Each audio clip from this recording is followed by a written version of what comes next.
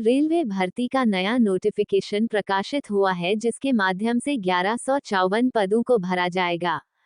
बताते चले कि नोटिफिकेशन को 25 जनवरी को जारी किया था और तब से ही आवेदन की प्रक्रिया भी आरंभ कर दी गई है।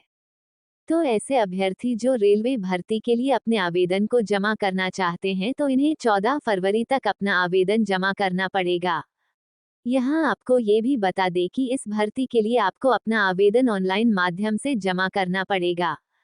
अगर आपको रेलवे भर्ती के बारे में पूरी जानकारी प्राप्त करनी है तो आप हमारा यह आर्टिकल पढ़ना जारी रख सकते हैं।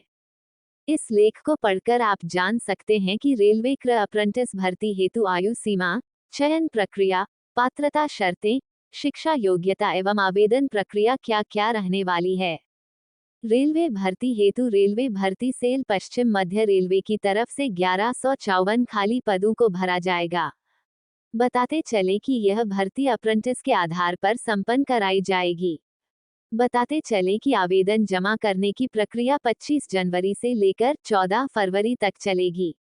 इसलिए ऐसे उम्मीदवार जो सभी पात्रता मानदंडों को पूरा करते हैं तो वे अपना आवेदन ऑनलाइन भर सकते हैं। यहाँ आपको हम ये भी बताते चले कि रेलवे ईसीआर अप्रेंटिस भर्ती के तहत पुरुष और महिला दोनों ही उम्मीदवारों को आवेदन देने के लिए आमंत्रित किया गया है। अभ्यर्थी ने किसी मान्यता प्राप्त बोर्ड या विद्यालय से न्यूनतम 10वीं कक्षा पास की होनी चाहिए। उम्मीदवार ने संबंधित ट्रेड में आईटीआई या फिर एनसीवीटी प्रमाण पत्र प्राप्त किया होना चाहिए। यदि आप ट्रेड अनुसार पात्रता के बारे में जानकारी जानना चाहते हैं तो आपको इस भर्ती का नोटिफिकेशन ध्यान से पढ़ लेना चाहिए। आरआरसीईसीआर अप्रेंटिस भर्ती के लिए अप्लाई करने के लिए महिला और पुरुष उम्मीदवारों की आयु सीमा कुछ इस प्रकार से होनी चाहिए। इस भर्ती के लिए आवेदन देने हेतु अभ्यर्थियों की न्यूनतम उम्र 15 और अधिकतम उम्र 24 साल तक तय की गई है। उम्मीदवारों की उम्र की गिनती 1 जनवरी साल 2025 को आधार मानकर संपन्न की जाएगी।